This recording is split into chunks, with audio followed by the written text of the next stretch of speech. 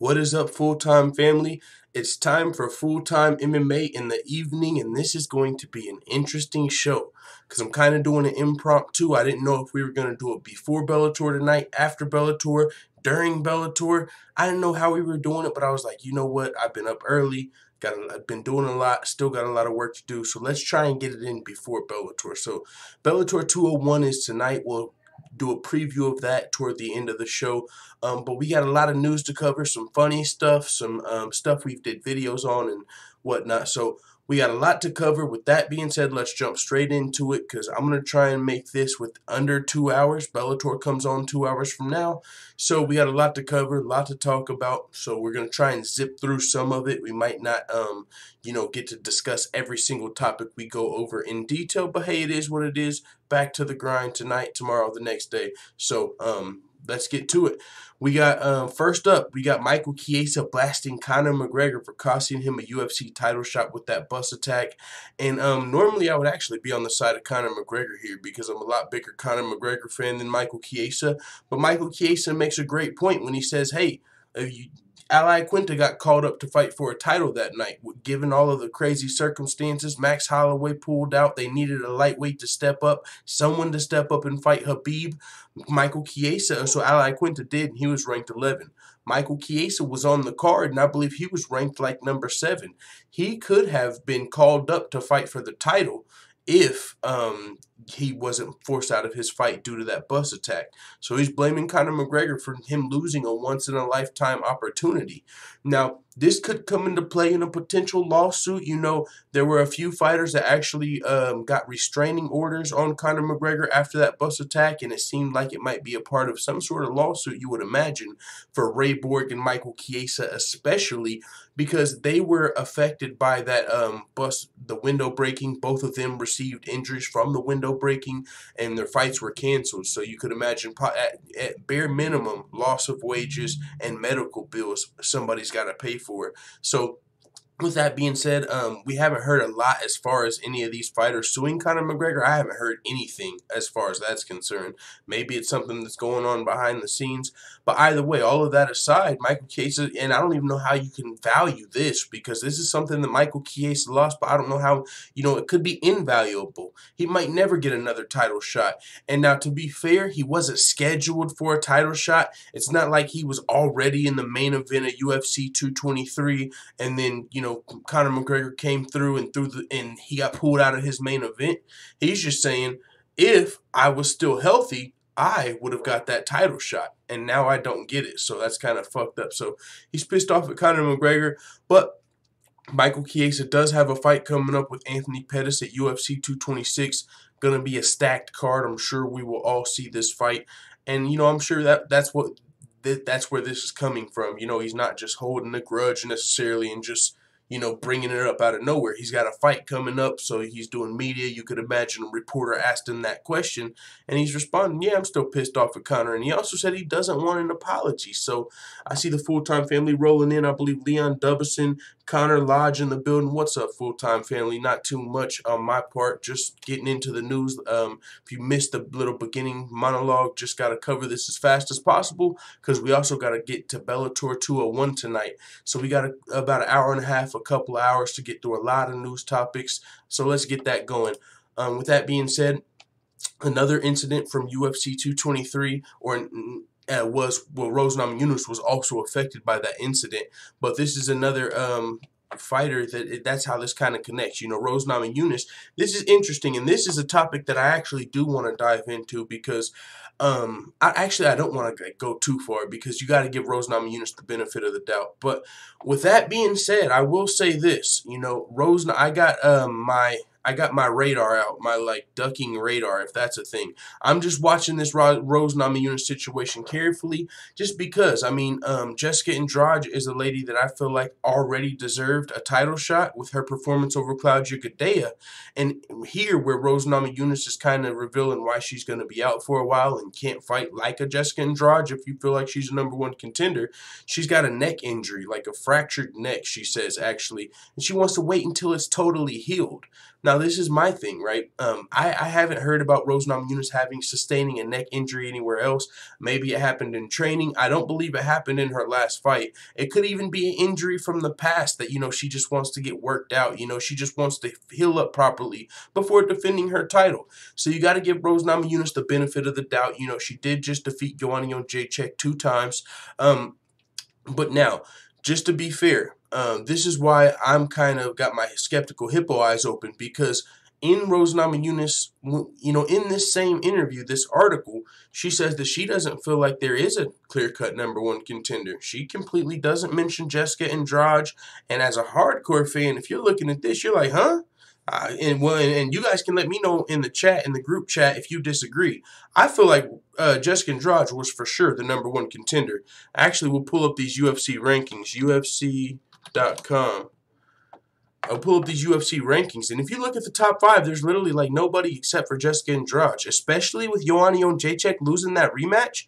I mean, it's one thing if Joanna wins, and now we have a trilogy fight, but Rose 2-0'd Joanna. So it's kind of like, Wonder Boy versus Woodley. You just lost twice. You can't get a title shot probably anytime soon as far as Joanna Jędrzejczyk is concerned.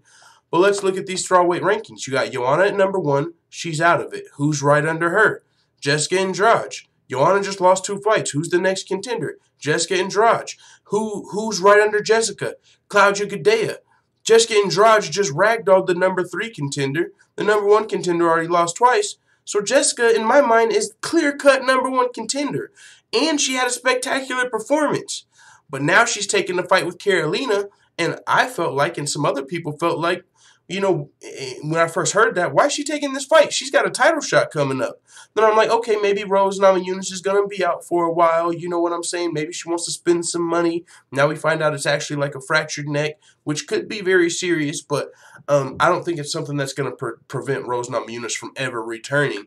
But I'm just saying, it's an injury that she's kind of out indefinitely. So we don't really have a clear-cut time frame. Like, okay, I got a neck injury, I'll be back in November. I got a neck injury, I'll be back in August. It's just kind of like, I just want to wait till it's fully healed. We'll see where we go. That's one of those injuries where it's kind of convenient as far as if Jessica Andrade, and I'm just saying, skeptical, if Jessica Andrade needs a fight and I'm the champion, my neck injuries, I'm still hurt. Now, maybe if Tecia Torres beats Joanna Jędrzejczyk, and this is where it really gets sticky for me. Joanna Jędrzejczyk has a fight with Tecia Torres coming up. And I'm telling you guys right now, man. Jessica Andrade could be getting shafted here. Because, look at this. If Tecia Torres beats Joanna Jędrzejczyk, she jumps to possibly #1 contender. Now, in my mind, Jessica should go up to #1, and even if Tecia beats Joanna, she should go to #2. We've seen that in the past. Just because you beat the #1 contender don't mean you immediately replace them. Sometimes the #2 gets bumped up. But this is my concern. If Tecia Torres beats Joanna Jędrzejczyk, if it was up to Rose, who would you rather fight, Tecia Torres or Jessica Andrade? I would assume it's going to be Tecia Torres. Not only is she a better matchup, because Jessica Andrade is fucking mini cyborg. She used to fight at 135. She's at 115. Mini cyborg, literally ragdolling chicks. So I could imagine anybody not really just wanting to fight her. If you had the choice of Jessica Andrade or someone else, you'd probably take someone else. Now, Karolina Kowalkiewicz is like the fucking cowgirl of the strawweight division. She's not going to say no to a fight. Jessica Andrade or anybody. And this is a huge opportunity for Karolina Kowalkiewicz. If she beats Jessica Andrade, she shoots herself up to a fucking top 1 contender spot. But this is the problem. Rose Namajunas and Tecia Torres already have a history. They've already fought twice, if I'm not mistaken. There was talks of Tecia Torres versus Rose Namajunas in the past already. Now, I've been keeping up with the sport like day in, day out, and some of you guys might remember this from like a month or so before Rose Namajunas versus Joanna Jędrzejczyk, when we were still talking about, is Joanna going to get an immediate rematch? You know who the other person that we were talking about possibly fighting for the title is? Tecia Torres. Tecia Torres has a history with Rose Namajunas. So this is what I'm saying. If Rose is injured until who knows when, if Tecia Torres beats Joanna Jędrzejczyk, she's immediately in talks for a title shot. Even if Jessica beats Carolina. I mean, some people feel like she already deserves a title shot now. But once if Tecia Torres can beat Joanna Jędrzejczyk, we've got another title contender. Now we've got two #1 contenders. So it's like, who does the champion want to fight? It's really up to her.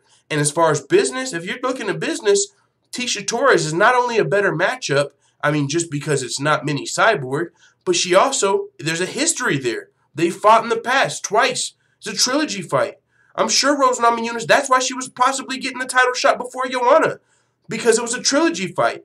So that's why I feel like Joanna Jędrzejczyk can kind of get shafted here, and I don't want to put it on Rose Namajunas as ducking, because you got to give her the benefit of the doubt for now. But all the ingredients are kind of there for ducking, if you know what I'm saying. Now, I'm not going to be the dude that comes out and says, yo, Rose is ducking Jessica, because you can't question her injury and bada boom. But I just kind of threw up a red flag when I heard her say that there's no clear-cut contender right now. I'm like, yeah, there is.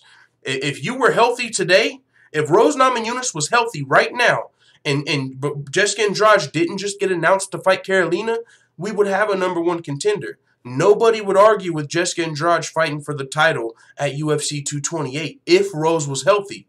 But now Jessica can't fight for the title because Rose is injured. And by the time Rose comes back, Tecia might be a #1 contender and Jessica might get the shaft for real. Could you imagine her ragdolling Claudia, beating Carolina, and still not getting the title shot? Because that's a very real possibility with this Rose Namajunas injury situation and Tecia Torres fighting Joanna Jędrzejczyk, because they've got a history and Joanna was the former queen. Now, if Joanna Jędrzejczyk beats Tecia Torres, then Jessica's likely to still get her title shot.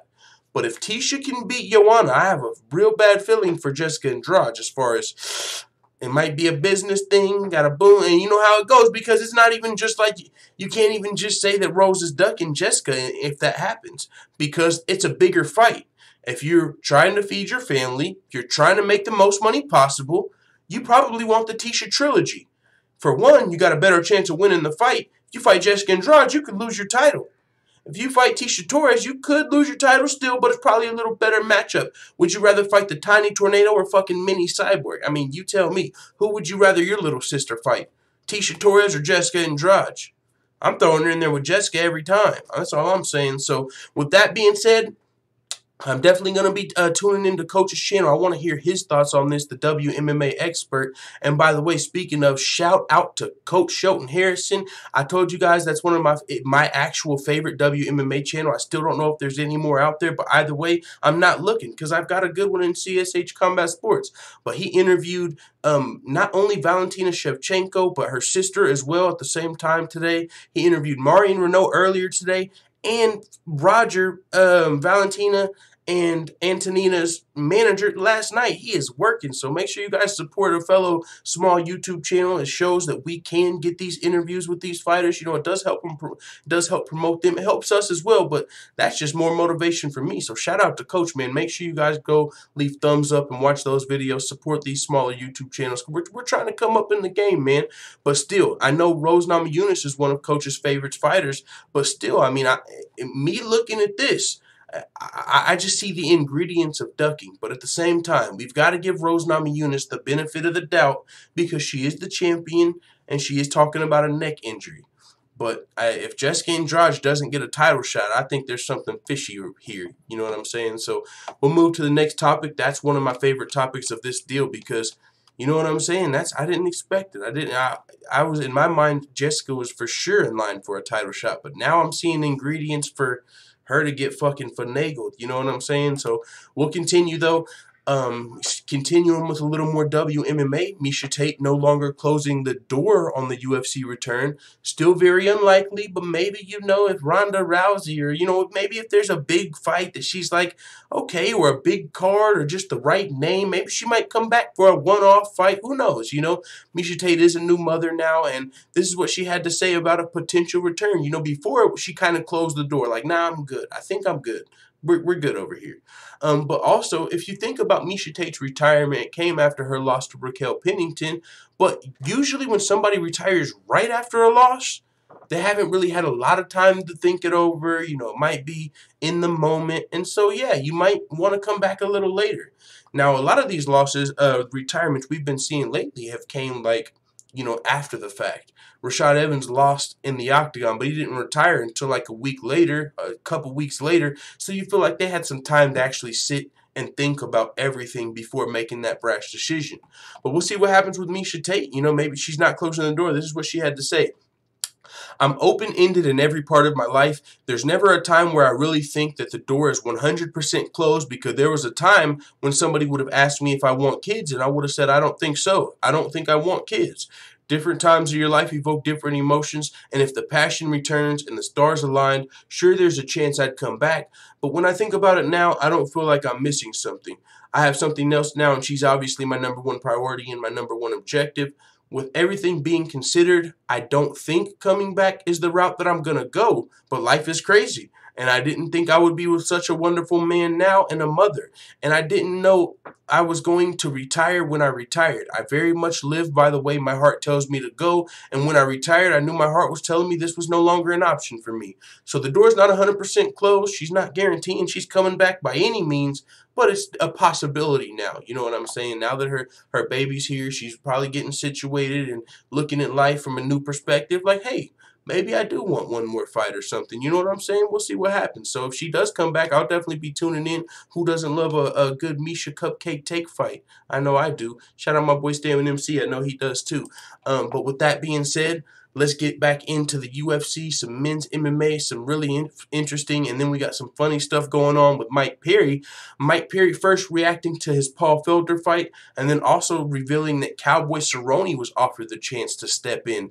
That would have been a great fight. I almost put that in the headline of this chat, Mike Perry versus fucking Cowboy, because just thinking about that fight, like, I had like an MMA-gasm, like, yo, you know how we were all excited for fucking Mike Perry versus fucking Darren Till for a second? That's how I kind of got thinking about Mike Perry versus Cowboy, like, fuck. But Mike Perry's talking about, Cowboy's talking about going back to 155, man. I feel like before he goes back to 155, we got to get this last fight. Like, all right, Cowboy, I get it. You want to go back to 155. But we just need this one last fight. Anyone, anywhere, I tell you what, Mike Perry, wherever you want, we'll just give you the opponent. But I do Cowboys in Cowboys' hometown, Mike Perry. It don't matter where it happens, man.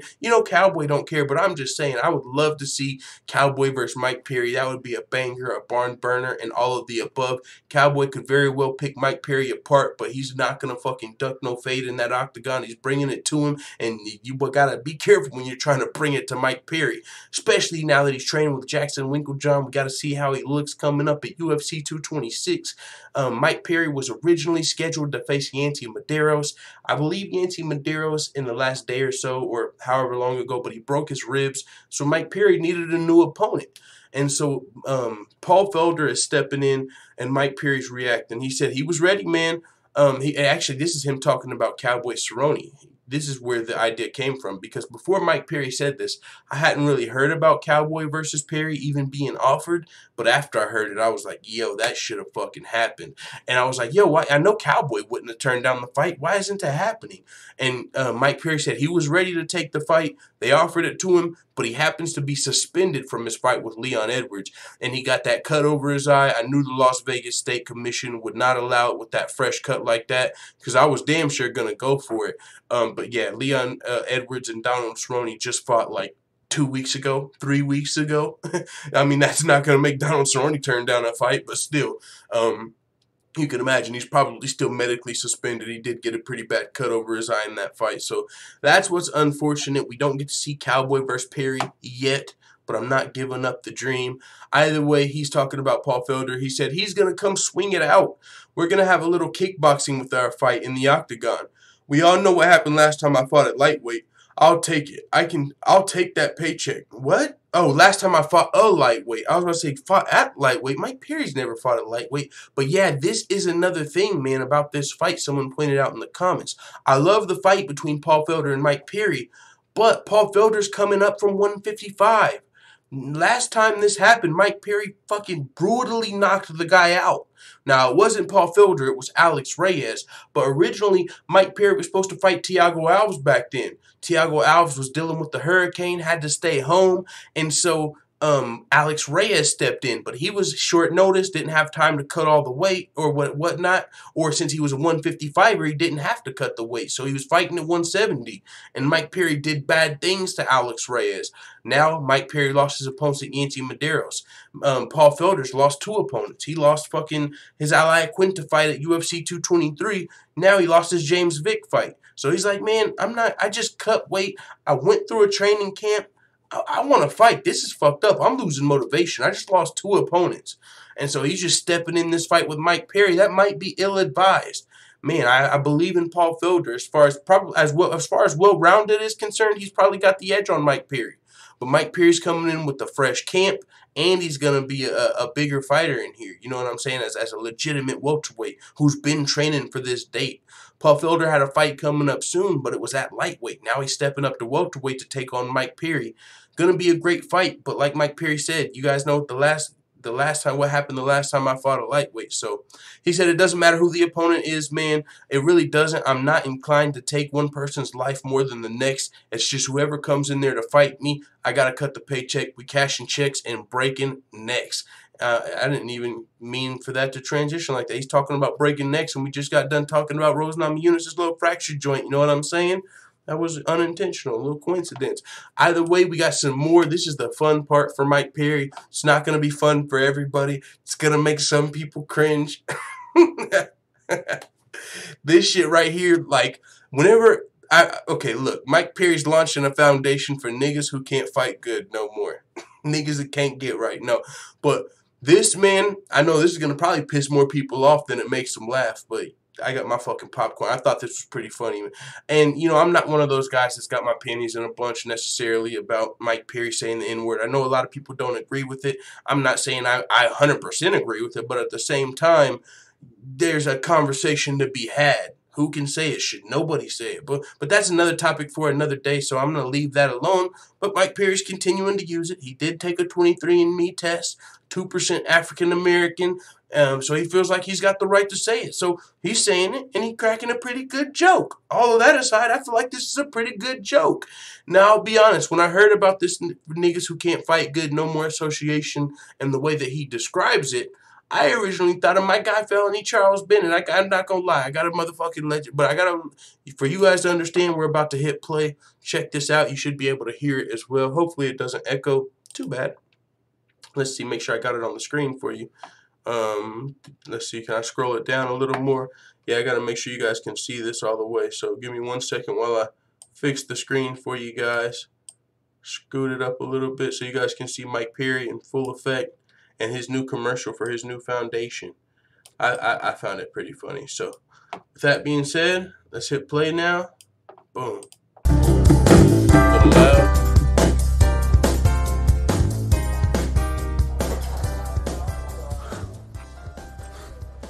Oh, hello there. I'm Platinum Mike Perry. You may know me from some of the greatest fights you've ever seen. What I'm here to talk to you today about is the Platinum Protection Foundation for niggas who can't fight good no more and need to stop. Some of the symptoms these fighters may be experiencing might be slurred speech, slowed reactions, and small bank accounts. The foundation is looking for your support. With just 5 easy payments of $19.99, you can help a fighter such as Hun Yu Lim, Danny Roberts, and Jake Ellenberger, just to name a few. All the fighters he beat. Future Foundation Hall of Famers may include Yancy Medeiros and Kobe all the fighters Covington. he wants to beat. You can help one of these niggas who can't fight good no more find a new path in life. I know somebody's out there pissed. I'm sorry, man. Shout out to Cookie for hitting subscribe and joining the full-time family and becoming a full-time MMA white belt. Much appreciated, good sir. But yo, that was funny to me. But yeah, he said, you might have slurred speech, something slowed movement, and small bank accounts. But he didn't just like throw anybody, you know, under the bus. Like he didn't say Nate Diaz or Felony Charles Bennett. You can't with a small bank account if you're talking about Nate Diaz. But I didn't know where he was gonna go when he said that shit. When he was like slurred speech, slowed movement, small bank accounts. I was like, who's he about to throw under the bus? And he just threw all his former opponents under the bus. The guys he beat were already in the niggas who can't fight good association, and the guys that he wanted to fight are future members. Yo, he's fucking. That was hilarious to me. I know some people aren't gonna enjoy it, but I was like, yo, this nigga's crazy. But well, let's continue. Get off of that subject for now. Off of Mike Perry, we got another UFC fan favorite, Israel Adesanya, hashtag #NanJones. He's unconcerned by the Brad Tavares injury report, and he doesn't want to be babied by the UFC. I mean, I hear you, know what I'm saying? People don't. This is like somebody really rich, you know what I'm saying? Imagine somebody really rich and they got a son, right? And so they're always looking out for their son and protecting them, and like they even got their son security and shit. Or you know, and the son's like, man, I want to be by myself. I want to do it. I want to earn my own money. I don't want fucking security following me, you know. But that might not necessarily be the best case for you, especially if you're like father. Like I know this example is really weird, but if your father is somebody like, let's say, the president, you know, yeah, you might not want to walk around with Secret Service all the time, but it might be what's best for you. And I say all that to say, Israel Adesanya, I understand you don't want to be babied by the UFC, but it might be what's best for you because, you know, you probably aren't the most well-rounded fighter in the middleweight division. You probably don't want to get thrown to the sharks today. You know, it might be better if you fight the guys that are like Brad Tavares instead of the guys that are like Chris Weidman, you know what I'm saying? So I get it, you don't want to be babied and you don't want people to think you're getting the easy path, dog. But you can take two ways. You can either take the way of getting fed to the wolves and you know, you might not become the star all you can be. You might not be as big as you can be. You might not be all that you can be if you decide to go the Chris Weidman route. Fuck it. I'm not even thinking about my opponent. Anyone, anywhere, any place. That's how I'm rocking it. You know what I'm saying? If that's how you take it, you can, man. You'll get some respect that way. You'll get the Donald Cowboy Cerrone respect. But if you want to, you know, become a big star, potentially fight for a title, if you want to do it that, if you want to go that way, if you actually want to make it to a title fight and you get the money and the fame and everything that comes with winning fights, you might just want to have, even if it's not the UFC, a team that gets the right fights for you. You know what I'm saying? Because really that's how a lot of the times, unless you're Max Holloway, unless you're Tony Ferguson, Robert Whittaker, unless you're a guy that is absolutely the best fighter in your division and you prove it by fucking winning 10 fights in a row or 11 fighters in a row, you might need fast track. You might need to skip a couple wrestlers. You know what I'm saying? You might need to wiggle your way through the rankings. So, and that's the path I kind of see for Israel Adesanya. But first, I see we got a super chat. Let's see what's going on in the full-time family. I don't even think I got that joint pulled up right now. But we're going to pull it up over here, because I got to see what's going on from the full-time family. Somebody has a message. Let's see what's going on over here. Like, you don't know what the trials oh, I gotta mute the stream. Gotta mute the stream. You don't know that I was sleeping on couches and my mom worked 2 jobs. Let's see what's going on. Hold on, why am I hearing sound full-time family? I don't know what the. All right, we got it fixed. We got it fixed. But yo, let's check the super chat. Yanking my dandy Donald $20 said Perry is one loss away from being one of those guys. That's what I'm saying. I mean, this Paul Felder, and especially this fight right now, right? It's Paul Felder, but it's a 155 guy. Even though it's kind of short notice and whatnot, Paul Felder might, if he loses to a 155er and Paul Felder's still, like I said earlier, probably more well-rounded, he's not going to have many more passes. And especially, he's already pissing people off, dropping the N-bomb and posting the niggas who can't fight good foundation and name-dropping other fighters. You know, he ain't making just friends everywhere he goes. You know what I'm saying? But either way, he's an entertaining fighter. But what you're saying is completely true. If he loses to Paul Felder, he's going to have to win the next fight, even if he gets another opportunity after that. But he does garner attention, you know, in the sense of he is entertaining. So maybe the UFC gives him an extra chance. But either way, man, you know how it goes. Bellator's out there on the hunt. And Mike Perry's a fun guy. Either way, maybe even if he was, you know, did become one of those guys, I think he's still going to have some opportunities. But I really am interested to see how he does at Jackson Wink. You know what I'm saying? Training with, well, I don't know if he's training with John Jones over there or partying with John Jones. But either way, he's got a serious camp. So yeah, but with that being said, let's continue. Thank you very much for the $20 yanking my dandy doodle in the super chat. Super dope of you to do that. So let's continue. But yeah, for Israel Adesanya, man, he doesn't want to be babied by the UFC. This is what he had to say. I have no idea what's going on there, talking about that injury. You know, Dana White came out and announced his opponent was injured. If you guys recall, I forget exactly where it was. I think it was like a press conference. Dana White came out and said, yeah, Brad Tavares, he's out of the fight with Israel Adesanya, like broke his hand in training. Brad Tavares came out like, shit, dog, what are you talking about? My hand? Like, bro, I'm still fighting Dana. Wrong Brad Tavares. Like, no, I'm good, bro. You know what I'm saying? So, Israel Adesanya's not concerning himself with that. I don't know what's going on with his hands, bro. I don't know what Dana said. I don't know why people think he's injured, but he's saying he's not. He said, out of nowhere, I got a word from Dad saying, what happened to the fight? I heard your opponent broke his foot. So, yeah, not his hand, his foot, but either way. He said, I hadn't heard anything about it, and I still haven't. I text Eugene, and he told me to ignore it, and then Mick Maynard had said it was nothing. Then my dad sent me on a link. It was a video of Dana White talking about Tavares breaking his foot. Again, I was told to ignore it. So, you know, he's hearing this from Dana White, the president, telling me my opponent's foot's broke. But here the matchmaker is telling me to ignore what Dana White's saying. Like, just ignore it. Ignore it. Dana's doing his thing, man. Ignore it. We haven't got, you know, but either way, he continued. My heart didn't skip a beat. As far as I'm concerned, I'm fighting, and if he's injured, I'll fight someone else. I always have a feeling that things like this are going to happen when I signed for a fight, but I didn't lose any sleep over it. I was training that day like normal. Where there's smoke, there's fire, so maybe there was something. Maybe Dana White or someone else jumped the gun. Regardless, whether he's picked up any injury or not, it's not going to change anything. All I know is I'm fighting, and my fights are booked. Nothing is going to ruin this for me. In the UFC, it's sink or swim, and I wouldn't have it any other way. Fights like this are why I'm happy, and I didn't sign earlier in my MMA journey, when people were constantly telling me to sign with the UFC. The reason I took my time getting here is because I wanted to be ready to face the best when I got here. People think I just showed up out of nowhere. They don't know anything about the body of work I put together over the last 10 years. They don't realize where I've been or know about the asses I've been kicking all over the world.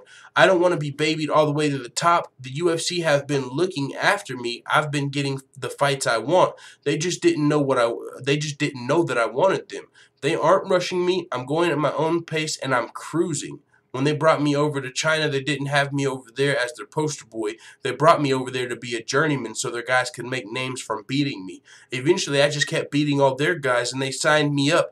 And as far as I said, as I said, I've been fed to the lions my whole career. I've never been fed cans. I always fought whoever they put in front of me, whoever is the best. So he doesn't want to get like the MVP rap, you know what I'm saying? An entertaining guy that's crushing cans. He wants to show that he does want to fight tough challenges, you know, and this is interesting, like I said, for every reason we discussed before.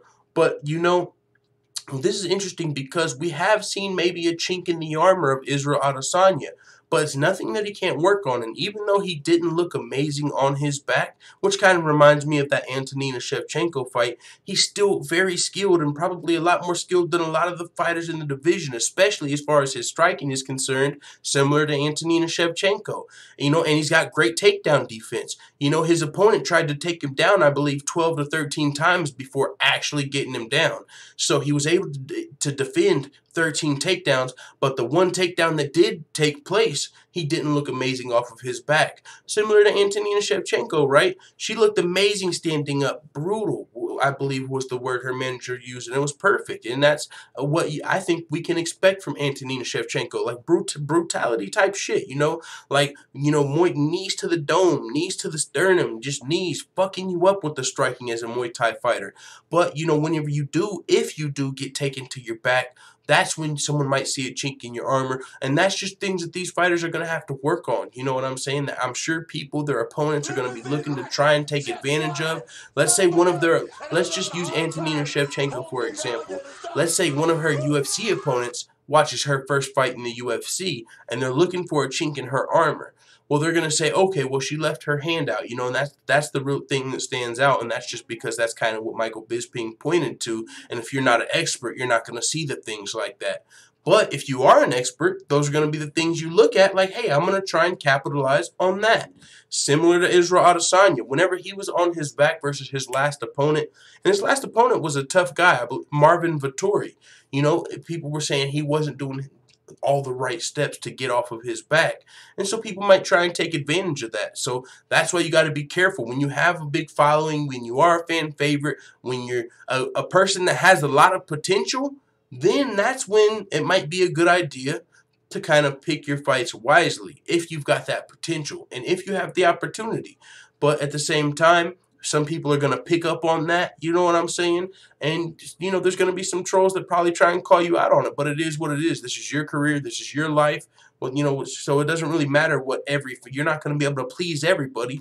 Sometimes you got to work out your ground game before you fight a fucking all-American wrestler, or, you know what I'm saying? Or your jiu-jitsu. You might have to just do a little jiu-jitsu before you get thrown to the people that are really going to try and take advantage of your weaknesses. So with a guy like Israel Adesanya or a girl like Antonina Shevchenko, their better matchups are probably going to be people that aren't immediately trying to get the fight to the floor. So, you know what I'm saying?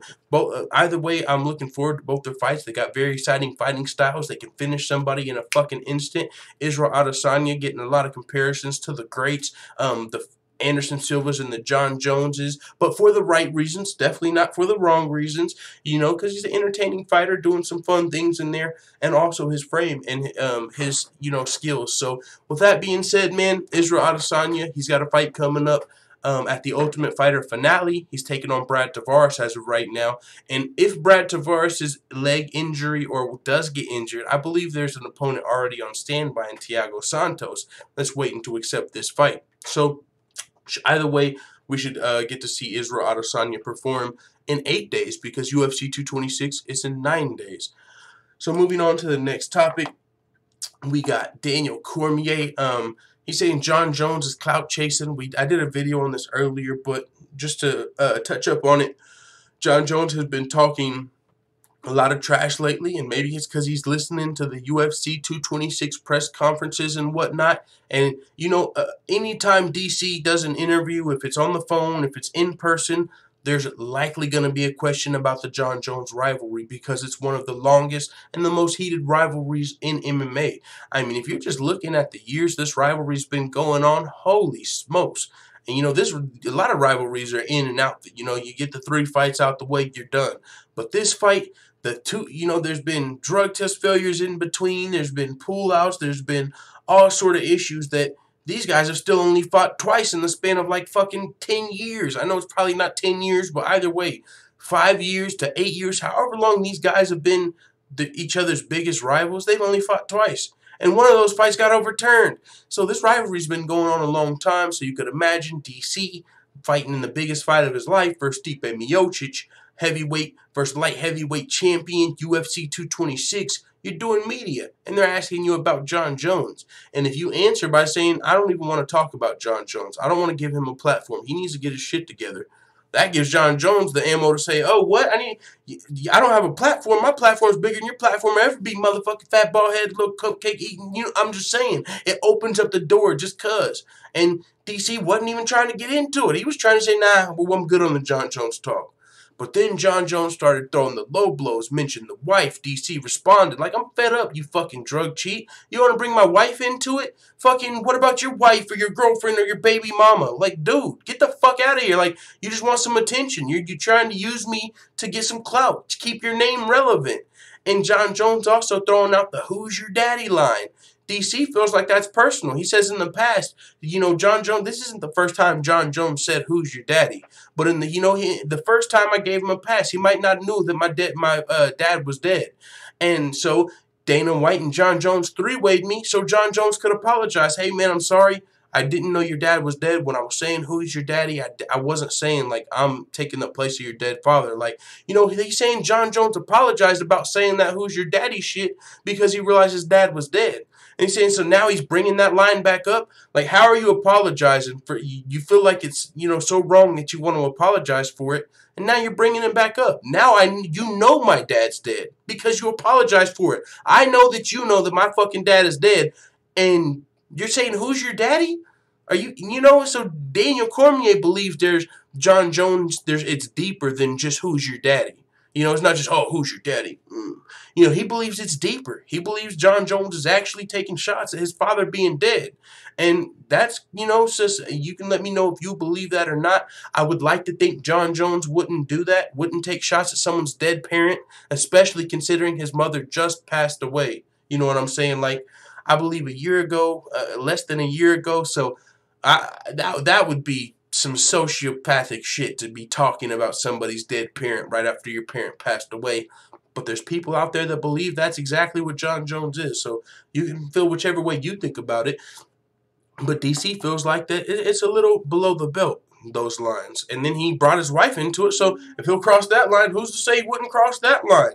Maybe John Jones is over there, pissed off DC's getting all this attention, taking everything he worked for. I'm supposed to be the one that's heavyweight champion, fighting Stipe, fighting Brock Lesnar. That's my fight. Everyone's talking about DC. No one's even mentioning me. Fuck that. I'm about to get on Twitter and let these motherfuckers know who I am. Who knows what's going on. But either way, that's just some shit going on, a rivalry, heated rivalry, and it seems like it might even be getting more heated because DC's getting fed up. He just started calling John Jones a drug cheat. It's about goddamn time, too. After what you did to me in UFC 214, motherfucking almost. I was this close to being the fucking Michael Jordan meme of UFC. I was this fucking close. Luckily, John Jones popped the drug test, and motherfuckers were like, oh, that ain't cool. You can't make fun of a concussed man that just got knocked out by a motherfucker on steroids. But he was this close to being the meme of the century. It's because John Jones. And then come to find out that kick could have been a little stronger because you failed your motherfucking drug test. And then you got the questions because John Jones didn't look amazing versus OSP when he passed his drug test. John Jones didn't fail no drug test versus OSP, and people were talking about how he didn't look amazing. He looked amazing versus DC, but he failed his drug test. So what the fuck's really going on? What the fuck's really going on, full-time family? I don't know. You let me know.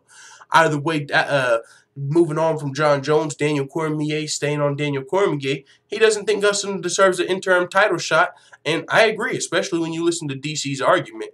I mean, this is what DC had to say about a potential interim title fight for Alexander Gustafsson. He says, it would bother me because Alexander Gustafsson does not deserve to fight for an interim title. I fought for a belt just at the beginning of the year and went up to chase something so much bigger. So no, he doesn't deserve an interim title. He fought last May against Glover Teixeira. And so DC fought this January, and Gustafsson hasn't fought since last May. So DC's defended his belt since before Gustafsson has even fought. So he's like, what the fuck are we talking about him fighting for a title for? He said, so no, he doesn't deserve an interim title fight. He fought last May against Glover Teixeira, and he beat Jan Blachowicz as well. That's 2 years ago. He fought twice in 2 years. I think all this interim title shit gets started because the media ask about interim titles. Someone actually put it in the air. Don't put that shit in the air, man. DC, don't put that shit in the air. Don't get to talking about these dudes fighting for a damn interim belt. I just defended my shit. Chill. Let me fight Stipe and see where we're going from here. From Mr. Motherfucking two fights in 2 years starts talking about taking my belt. Ain't already beat the dude. Just chill. Let the fucking GOAT go to work. Just let DC go to work. I'm about to be fighting for the heavyweight title. I already defended my belt in January. Now I'm fighting for another belt. Yeah, it's not a fucking title fight, but you motherfuckers gave Conor McGregor 2 years and he fought Floyd Mayweather. What the fuck? Come on, chill. Just chill. So I'm with DC on that. I'm with DC. Alexander Gustafsson is still being targeted to fight at UFC 227. Fight's likely not against Luke Rockhold, who's injured. That was going to be the fight. But not against Luke Rockhold. He's injured. We'll see who steps in to face Gustafsson in that top 5 light heavyweight slot. Maybe it's not a top 5 ranked opponent. Not a lot of top 5 opponents available. They're either injured or they're his teammates. You know what I'm saying? So we'll see if Gustafsson stays at UFC 227 and who his opponent will be. Either way, moving on to one of Stipe Miocic's former opponents and Francis Ngannou, who's going to be fighting on the same card versus Derek Lewis. Swiggity swinging, biggity banging like I'm turning left, I'm biggity busting a right. I'm just saying, man, I feel, like I said, going into this fight, my head tells me Francis Ngannou, but my heart tells me Derek Lewis, and I'm kind of confused because at the same time, Matt Serra also made a good case talking about Ngannou, because Ngannou said, I'm not going to underestimate Derek Lewis like I underestimated Stipe Miocic. Matt Serra's like, what the fuck did he just say? How do you underestimate the champion of the world? That's the biggest fight of your life. That's the biggest fight you'll ever be in. It don't matter who the champion is, if it's fucking Stipe Miocic, Brock Lesnar, or Daniel Cormier. You don't underestimate the champion. If you underestimated the champion, what the fuck is going on? That was Matt Serra's argument. Like, how do you underestimate the champion? And that's a good point. Like, what? You know, that don't even make much sense. But either way, and Francis Ngannou also says that something was messed up in the first round versus Stipe. I don't know if we can actually play this video because copyright reasons, but it depends on how long it is. Yeah, we're definitely not watching no damn 15-minute Francis Ngannou interview. Either way, though, the gist of the story in my mind is Francis Ngannou's he's doing media for UFC 226. He's got a huge fight coming up versus Derek Lewis, and people are going to be asking him about that fight with Stipe Miocic. You know, what definitely wasn't his most impressive performance, probably his least impressive performance, considering second round through the fifth round, it looked like he was completely out of energy and whatnot. So, Francis Ngannou, not his greatest performance, but he's still got a highly anticipated fight coming up with Derek Lewis that I'm sure we are all interested in. I see Yoza L in the building saying, Cormier can't let no nigga get in his head. Yeah, you got to be careful also letting John Jones live in that head rent-free, especially when you got to be focused on Stipe Miocic. He said Cormier got to let that loss go. He's going to beat him every time, bruh. Interesting. I mean, maybe. I still personally want to see the fight. Level playing field. But, yeah, I hear you, though. I know there's a lot of people that believe John Jones wins even if he is clean. But we'll see what happens if that fight ever comes back around. Yoza L says, my dad's sleep. I ain't got to let a nigga under. He said, my dad's sleep. I ain't gonna let a nigga under me with no dad sleep shit, bruh. Yeah, man, his dad's dead. You know what I'm saying? Like, so yeah, I mean, do you feel like that was personal? Either way, though, this is a fight that just got announced. Though I see Weezing 336 in the building, Web PK Vids, Short Distance in the building, gang shit. I see what's going on. So yeah, we got another fight. This is an interesting fight. Good to see Michael Johnson still with the UFC. If he loses this fight, that might not be the case. I think my guy is on like a 4-fight losing streak, if I'm not mistaken. But he's been in close fights, man. It's crazy his fall from grace. He was like toward the top 5 of the lightweight division when he fought Justin Gaethje. Justin Gaethje was his debut. He was looking good in the fight, dropped Gaethje, but Gaethje weathered the storm, came back and beat Johnson. Since then, it's been L after L for Michael Johnson. Just can't get right. Can't seem to get a win. He looks good in the beginning of a fight even. I believe he fought Darren Elkins, a guy that's kind of known for taking damage, like the Justin Gaethje of the featherweight division in his featherweight debut. But I believe he came back and beat Michael Johnson. Now, I'm going off the top of my head, so I'm going to pull up Michael Johnson's record. But either way, man, I know he needs a win for sure in this fight if he wants to remain with the UFC in my mind. Michael Johnson, MMA. Let's see what we got here. Michael the Menace Johnson, 3-fight losing streak, but he is 1-5 in his last 6. So he's only won 1 fight in his last 6 outings. He's lost to Beneil Dariush. But before that, he was on a 4-fight winning streak, to be fair. A lot of UFC experience, but just as of late, he's been on the worst end of some, Darren Elkins was the most recent fight. He lost to Khabib Nurmagomedov. That didn't go his way. Little bit of smash like chicken, ground and pound, Khabib style. Then he fought Justin Gaethje in an all-out war, of course. He looked good in the fight, but it's one of those fights with Justin Gaethje where it can go either way. He even dropped Justin Gaethje to the point to where it was like, oh, maybe Justin Gaethje can't hang in the UFC, but this was the spawn of Justin Gaethje. That fight right there is really what propelled propelled Justin Gaethje into stardom was his fight versus Michael Johnson. Because before that, yeah, we heard about the highlight Justin Gaethje, but unless you're watching the World Series of Fighting, you had no fucking clue what he was going to do in the UFC, because this is the UFC. This isn't the World Series of Fighting, for one, so he hasn't fought anyone on that level, and then he almost lost to Michael Johnson. So if Justin Gaethje would have lost his UFC debut, I don't think people would have been as interested. You know, because it's like, yeah, we still don't know. We still have questions. Can he win in the UFC? We still don't know. But since he came back and won, holy smokes. And then in the fashion, then Justin Gaethje can go on and lose 2 fights in a row. Justin Gaethje fought Poirier and Alvarez, lost both the fights. But guess what? We're still all like, when is Justin Gaethje's next fight? Oh, he lost his opponent? We don't care. We still want to see Justin Gaethje fight. He was going to fight Al Iaquinta, great fight. Oh, Al's out, James Vick in. Oh, great fight. Justin, now everyone is a fan of Justin Gaethje, and it's partly because of that win over Michael Johnson. But Johnson almost won that fight, and now if he loses this upcoming next fight, then he could be on a 4-fight losing streak. So that would be a bad place for Michael Johnson for sure if he was on a 4-fight losing streak. I don't really, and the UFC actually looks at records, you know. So I've heard Dana White talk about this on the Tough House, on Dana White's Tuesday Night Contender series. When they're looking at people, even on Dana White's looking for a fight, they consider a guy's record when they're considering signing them for the UFC, or you could imagine cutting them from the UFC. If Michael Johnson loses this fight, he almost moves up to, he's getting closer and closer to 500. You know what I'm saying? He'd be 17-14, and yeah, it just wouldn't be a good look. So much needed win for sure for Michael Johnson. Versus Andre Fili. Andre Fili fighting out of Team Alpha Male. He's a skilled fighter. It's going to be a good test for Michael Johnson. It looks like he's staying at featherweight, Michael Johnson is. Last fight was his featherweight debut.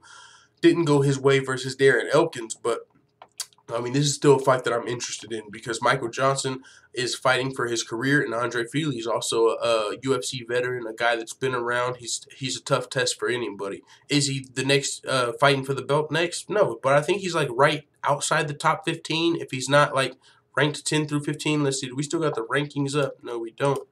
But yeah, I don't think Andre Fili's ranked right now, but either way, it's still a fun fight between two guys that might be right outside the top 15 of the featherweight division. So I believe that might actually be the last UFC news. Yeah, we got some Bellator news before we get out of here.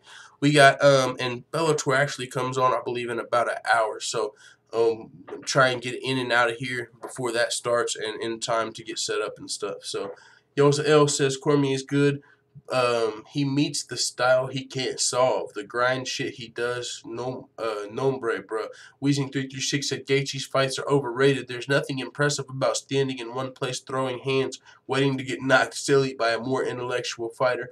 I mean, it's not necessarily about it being impressive. It's about, and his leg kicks are very impressive, but it's not even about him being impressive. It's about him being entertaining. You know what I'm saying? Yeah, he's. It seems almost intentionally not fighting intellectually. He's got wrestling skills he could use, but it's like he's choosing entertaining over intellectualism. Like, do you want a guy that comes out and fights a chess match like Tyron Woodley or Stephen Wonderboy Thompson? Would you rather watch those fights? I mean, if you're a guy that likes the technical aspect and watching chess, you know, that might be what your forte. Like, hey, I want to see him actually sit back and try and figure the fight out, you know, slow the fight down. But a lot of people are like, yo, he's putting up fight of the year performances back and forth. Even though he's fighting much more intellectual fighters, he's doing damage. Those leg kicks, he's almost breaking these guys, even in his losses. For a second there, you're questioning, can Eddie Alvarez withstand much more of this pressure from Gaethje? Can Dustin Poirier withstand much more of this pressure from Gaethje? He's doing damage. It's entertaining as well. So, you know, and especially to a casual fan, if you even think about that at all, you got to imagine they fucking love Justin Gaethje. He's probably their absolute favorite fighter. But I hear where you're coming from. But I think Justin Gaethje, even if you don't think he's impressed, you're probably entertained. You know, and if you're not, then you might be a little stickler. You know, you might be a little more, you're probably someone that's more entertained by the Woodley fights and the Wonderboy fights and stuff like that. But it is what it is. Jack the Stripper says, what it do, nephew? Not much what's going on, brother. Nathan Trent said exactly full-time. It's his style and his awesome fights. Gotta respect that. Yes, sir. Yes, sir. Let's jump into this Bellator news before we get to the actual Bellator fights tonight. We got Paul Daly signing a new contract with Bellator. He's accepting Joe Schilling's challenge. I love this fight. Joe Schilling's a guy that was already a kickboxer. Paul Daly, more known as a striker. We just saw Paul Daly's last fight versus John Fitch. Wrestle-fucked him, essentially. John Fitch came in, held him down, didn't do a lot of damage. It wasn't no Khabib ground and pound. Just held Paul Daly down. You know, Paul Daly wasn't happy with the fight. This is a fight you could imagine stand and bang. Motherfucking kickboxer versus MMA striker.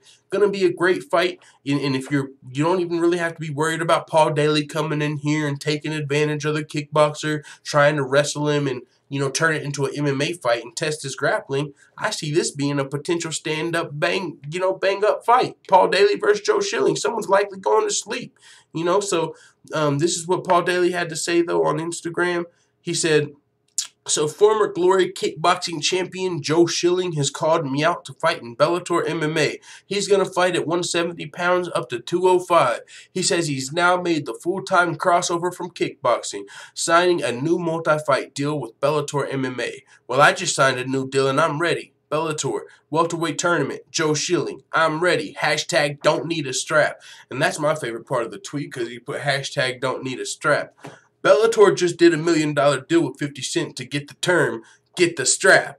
And no offense to Bellator. I fucking love Bellator. They sent me a birthday present, which was just an email. It wasn't anything special. It wasn't personal. It was just like letting me know I'm on the radar. Either way, another topic for another day. But they just did a deal with 50 Cent. Hashtag get the strap. And what I said in full-time MMA in the evening yesterday, I'm like, huh? Get the strap means go get the motherfucking the pistol. You know, that don't mean, and I see some people saying, no, they're repurposing it as like, get the strap, like, get the belt, you know, go get the title, get the strap, get it?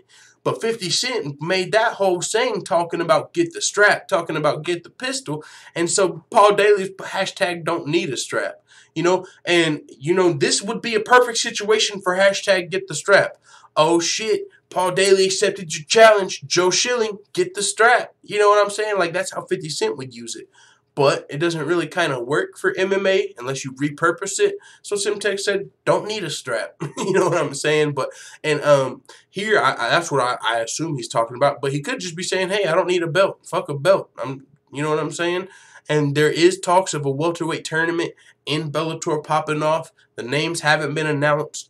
I listened to an interview with Ariel Helwani and Scott Coker the other day, and they were talking about that welterweight tournament. Ariel asked if he could announce who was in it and whatnot, but they've got to wait to see how a couple fights play out first before that happens. But similar to the heavyweight Grand Prix that we have going on in Bellator, there's talks of a welterweight little title tournament down there. The likes of Rory McDonald's, Paul Daly's, get this, MVP. Oh, shit, son. Oh, shit, son. MVP in the motherfucking Bellator welterweight. What? Are you kidding me? You guys don't realize how fucking crazy that is. You know how long I've been wanting to see Michael Venom Page fight the best fighters in the world in Bellator? Now you're telling me he's potentially going to be fighting 3 in a row. It could be fucking MVP versus Daly. And then next, MVP versus fucking Korshakov. And then next, MVP versus Rory McDonald. I've been waiting for this moment. If MVP wins the first round, I want to see the next round. Yo, this fucking Bellator welterweight title tournament, all I'm saying is it's got potential to be litty but giddy. That's all I'm saying. So, and it looks like Joe Schilling might even be in the joint. Don't let Rory McDonald get a hold of Joe Schilling. That's all I'm saying.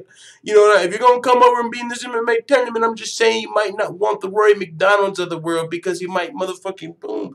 You know, Suplex City similar to Nate Diaz. 3rd round, Rory McDonald versus Nate Diaz. That 3rd round's always gonna be crazy. Reminded me of the WWE. Some suplex shitty types. You remember them chain suplexes in the WWE? You fucking suplex them, then you stand them back up, turn another way, suplex them, stand them back up, turn another way. It's like called like a chain suplex. That's the type of shit Roy McDonald was doing in that fight. So I'm just saying, you might want to be careful if this is a welterweight Grand Prix and Rory's in there. He's going to be like the motherfucking shark of the tournament. If you're MVP, you better hope the matchmaking don't have you versus Rory. I'm just saying, Rory's going to be a bad matchup for a couple of guys in that welterweight tournament, but I'm in. I'm all the way in. So with that being said, speaking of Joe Schilling's new contract, that's what we're talking about next. He's open to fighting in 3 divisions, and I like this. It's different than a kickboxer signing to the UFC. It's different. This is Bellator. There's not as many, in my mind, people, and actually I could be wrong on this very well because Bellator has a lot of strong wrestlers. They're getting the guys now, like Daniel Cormier when he was fucking 19 years old and stuff like that. Like Bellator, or Scott Coker back in Strikeforce, is responsible for finding a lot of the talent of a lot of the guys that are now UFC champions. Ronda Rousey, Luke Rockhold, Daniel Cormier, and others. Like, a lot of them came from Strikeforce. And so now Cormier's over in Bellator. Scott Coker's over in Bellator, kind of doing the same thing. They've got, like, the Ed Ruths down there, the Tyrell Fortunes, and they've got some fucking dudes coming up. Darion Caldwell, some dudes that they might not even be the most well-rounded yet. But they're signed to Bellator, and while they're over here fucking still wrestling and slamming dudes down, while they develop their striking and everything else, they're over there. The Bellator's developing some real motherfucking killers as far as wrestling is concerned with the wrestling base.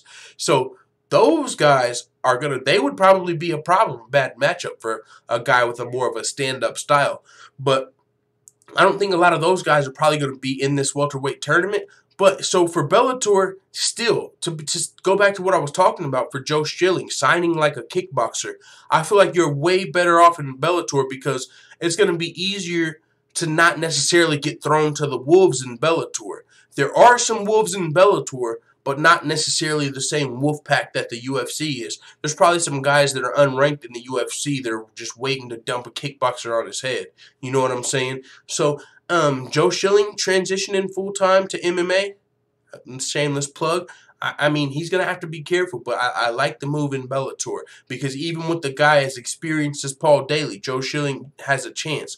I'd love to see Joe Schilling versus fucking MVP. MVP's essentially a kickboxer. He fights in MMA, but hell, he ain't taking nobody down. He ain't fucking submitting nobody. In the meantime, he's boxing motherfuckers, so he's essentially a kickboxer in MMA himself. I would love to see MVP versus Joe Schilling. Let's fucking get it. Any of them versus Paul Daly. Now, they all got problems probably when it comes to Rory McDonald. That's another topic for another day. So, either way, Joe Schilling coming on over to MMA. I know there's a lot of people, if you keep up with kickboxing, or even if you just listen to the Joe Rogan podcast, you might know who Joe Schilling is, honestly. That's where I learned more about Joe Schilling than I knew in the past because he's been on the Joe Rogan podcast. And I used to listen to every single fucking episode at work. You know what I'm saying? And he was on a couple of them. So, either way, continuing with the Bellator news, and 50 Cent's made his way back into the fucking conversation. Get the strap. 50 Cent blasting Anderson Silva. No respect for the Spider. He's coming out and saying that Anderson Silva, get this, is trying to be like Michael Venom Page. And I can't even play this shit because the fucking sound, you can't turn sound down on Instagram videos, but I'll tell you exactly what it is. It's Anderson Silva before he's fought Chris Weidman.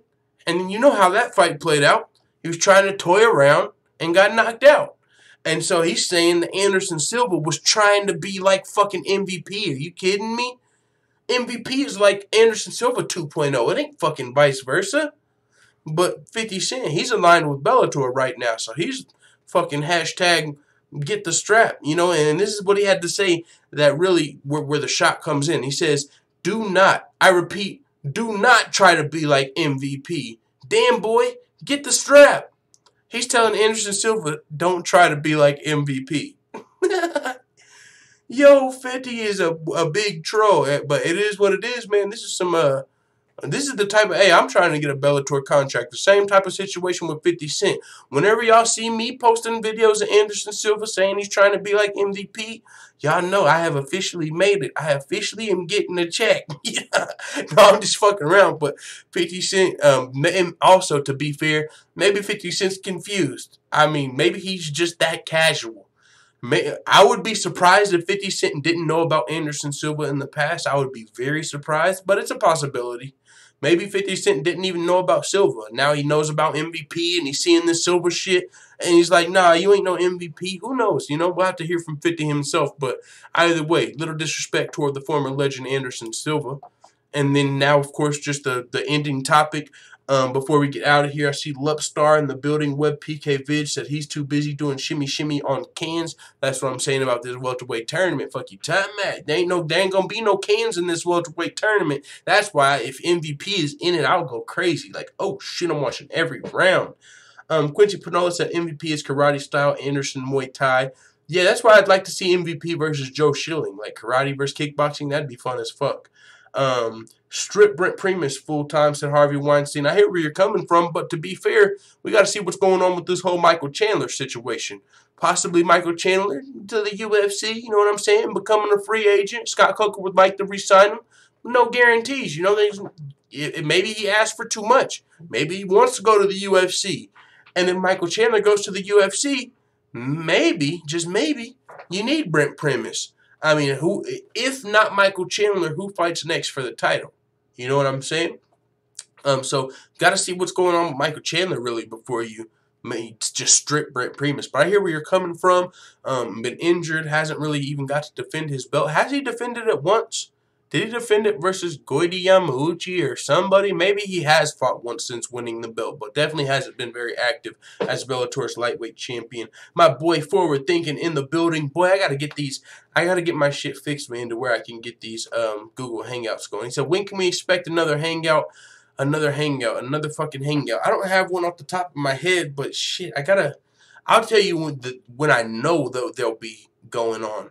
Whenever I have another fucking computer monitor, because it's really hard to use this OBS system that I use for the bells and the whistles and shit like this.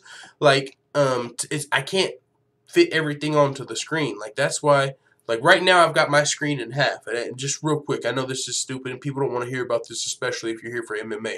But I'm just working off one monitor. So I got, like, I'm looking at the chat on one half and I'm looking at the news on the other half. So I wouldn't have anywhere to put the hangout to share and stuff like that. So I just need another monitor so I can fix this shit. And that's only like $50-$60, which I don't have right now. So soon I'm going to be looking at like thrift stores or just anywhere, Craigslist, you know, to find the cheapest monitor available. And as soon as I get that, we'll really be in the game for the hangouts and stuff like that. But yeah, man, I definitely want to get those going again. Seismic Shock in the building. He said, ping, ping, shots fired. There's my boy. That's why I got to get this mod back. There we go. Ping, ping. That's who I didn't mean to unmod. I remember that. Forward Thinking might as well be a mod in here. I got to be careful, though, with these mods. Because motherfucking trolls get in here. And I motherfucking... You know, when I'm telling you, I've had trust issues before the channel. You know what I'm saying? I don't trust my fucking parents. So, with that being said, you can imagine whenever my shit starts getting hacked, I'm like, fuck all these mods real quick. I got to make sure ain't none of these people a mod's alternate account. But then I look at the day one list. I know who's really been around. And I'm like, all right, we got a moderator. You know what I'm saying? So, but other than that, and I also know there's some trolls that don't really fuck with the channel. At least they say so. But they still come through to the live chats and watch the videos. But at the same time, they still don't really fuck with me. You know, they'd rather be on another channel if they were live right now or something like that. So I got to be careful out here before somebody pulls some more shit. Like my boy Gary Kindred Jr., he just hit me up and said, yo, I haven't been able to find your YouTube channel for like the last 2 weeks. You know, so searching it, videos, nothing. So I don't know what the hell is going on with that. Maybe he's one of the people that got blocked by one of the trolls or hackers that fucked with my account.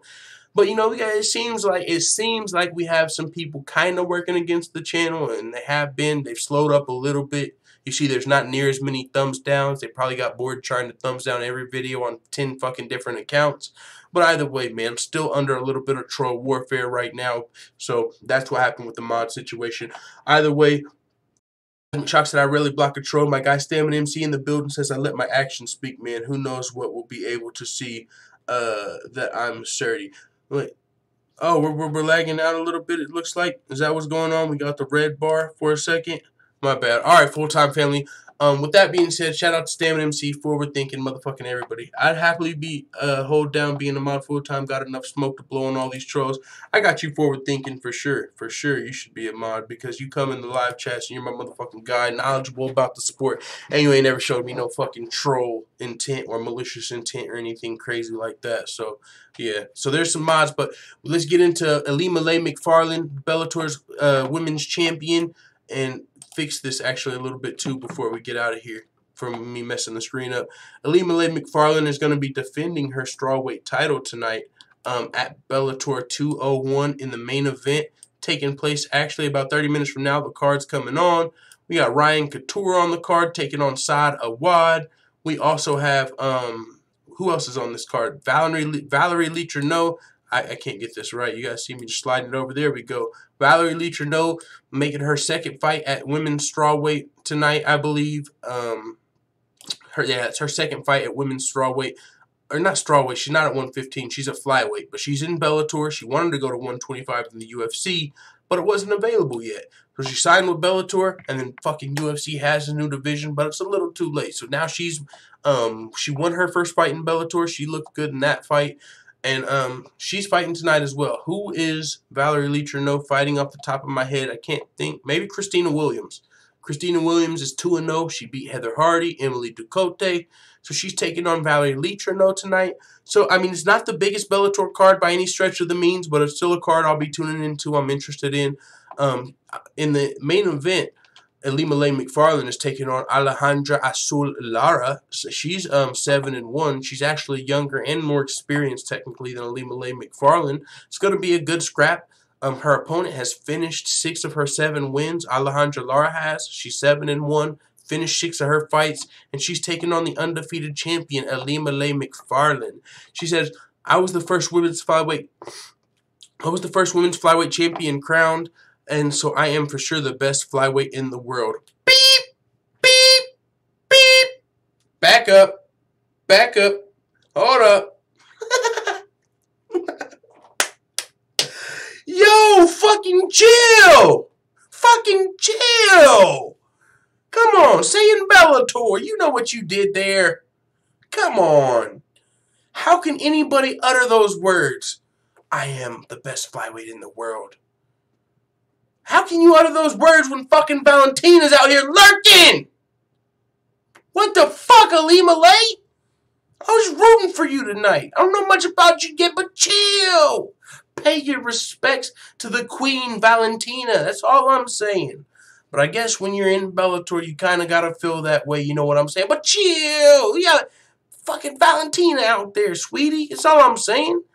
But she continued and she said that I grew up in a traditional martial arts school where we trained, sparred, and competed alongside women. Oh, this was Scott Coker saying. He said, we were all teammates. When I ran Strikeforce, we gave these deserving athletes the opportunity to compete, from Ronda Rousey to Gina Carano to Miesha Tate to Amanda Nunes to Chris Cyborg and more. You hear the names that came out of Strikeforce with fucking Scott Coker? You hear the names? He didn't even mention Luke Rockhold and Cormier. He's just talking about WMMA. Scott Coker might be the fucking GOAT as far as developing talent. No, yeah, you got the kingpin UFCs that might buy your business out from under you and reset everything you were working for. But goddamn, he was able to get all of these fighters, Gina Carano, Miesha Tate, Amanda Nunes, Cyborg, Luke Rockhold, Cormier, and we could continue in Strikeforce. Now he's doing the same thing in Bellator. This is the type of shit we got going on in Bellator. We got a fucking mastermind in Scott Coker over here. He's been doing this. He ain't new to this. He's true to this. Holy smokes. With that being said, man, I think that's a good, and I wanted to see what she was saying here, though. She said that she thinks flyweight should be thanking her. That's what I was looking at. Maybe she's saying because the division is there. Oh, whoa. Oh, okay. Look, this is what McFarlane had to say. She continues. We got to read this before we get out of here. She says, I feel like everyone in the UFC should be thanking me right now. Or at least all the flyweights should be thanking me. Beep. I'm just saying, you can't. You got to say everyone except Valentina. When I can't take anything you're fucking saying serious unless you put the caveat except Valentina. You can't say I'm the best flyweight in the world unless you say except Valentina. You can't say all the flyweights in the UFC should be thanking me unless you say except Valentina. Valentina ain't got to thank you for shit. You got Valentina fucked up. You know what I'm saying? I hear where you're coming from because Bellator was technically first. You know, that 125 division. But it ain't like you are who they built the division around. Like, we got Alima McFarlane. We got the next Ronda Rousey on our hands. Hey, everyone, we have to build this division around Alima McFarlane before the UFC gets her and builds the division around her. Because it's not like they already have fucking Valentina Shevchenko over there or Jessica Ai or fighters who have been asking for a 125-pound division. The time just wasn't right. But now that the time just so happens to come and Bellator did it first and Alima's the champion, she's like, all these bitches need to be thanking me. If it wasn't for Big Alima, we wouldn't be talking about no Valentina is strawweight. Is she the P for P? So all these girls need to be thanking me. I don't necessarily agree with that. I don't think Valentina needs to thank anybody for anything. I think a lot of WMMA fighters need to be thanking Valentina just for bringing it WMMA to the level that she's at. You know what I'm saying? Fuck all this flyweight talk and all the flyweights need to thank me and I'm the best flyweight in the world. I ain't buying that. I don't know anybody that is. If you're one person in the chat that believes Alima McFarlane is more skilled than Valentina Shevchenko, you need to slap yourself, remove yourself from the discussion, and fucking you're a troll. You know what I'm saying? There's no way you believe that. So, she continued. This is kind of blowing my mind. I didn't read this statement. I got to admit, this is kind of blowing my mind. I'm going to reread this. Whew. Alima McFarlane might be, I'm just getting to know the girl. I'm just getting to know the girl. You know what I'm saying? But she might be a little delusional, a little crazy. But that's kind of how I like them. Hey, let's fucking go. Let's see what else she had to say. I feel like everybody in the UFC should be thanking me right now. Or at least all the flyweights should be thanking me. Because the only reason the UFC created their flyweight division was because of me. Scott Coker and Bellator created the flyweight division. There you go. Now, should they thank Scott Coker and Bellator? Now, that's a lot more reasonable discussion. Maybe even Valentina could thank fucking Scott Coker and Bellator. Hey, Scott, thank you for creating that flyweight division because without you doing it, maybe the UFC would have never did it. But now that Bellator has a flyweight division, the UFC opened one. So thank you, Scott Coker, and thank you, Bellator. But thank Alima for what Scott and Bellator did? You know what I'm saying? I don't know about that. I think that's giving yourself a little too much of the credit, just to say the least. She continued to say, I was one of the first wave of girls that they signed. I started climbing up the ranks. They weren't going to stop at you. I'll tell you that much. You think if they would have had Valentina? If they would have had Valentina, they might have had this division last fucking year in Bellator. Are you kidding me? You think... I'm just saying, let's continue, man. We got to get out of here soon. My name started getting out here. Bellator had no choice but to crown a champion because I was killing all these girls. The UFC came along and they were like, oh shit, Bellator's creating this deep flyweight division. Now we've got to do it too. All right, I hear where she's coming from. My mind, maybe she's just talking a little bit, with the media before her fight tonight at Bellator 201.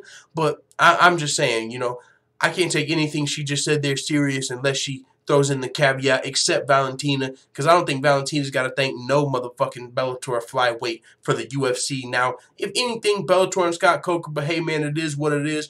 Alima McFarlane does defend her belt tonight against Alejandra Lara, another girl that probably couldn't sniff Valentina Shevchenko's shoes if we're just being honest. You know what I'm saying? I'm just being fair. Valentina Shevchenko is arguably the pound-for-pound greatest fighter on the planet. I'm talking about she was kicking ass at 135, ran through Holly Holm, ran through Pena, just ran through fucking everybody not named Amanda Nunes, and it wasn't even her weight class. Now that she's in her weight class, we saw what happened to Priscilla Cachoeira, and she's waiting for her title fight. So, with that being said, I'm going to be watching Bellator 201. It kicks off in about 30 minutes from now. Let the Full-Time Family know what you guys think in the comments. And thanks to everybody that joined the Full-Time Family group chat on Full-Time MMA in the evening. We'll be back with another live stream next Monday. And who knows? We might have an impromptu stream on the weekend if something crazy happens. But there's no UFC event, so there's probably nothing crazy that's going to happen.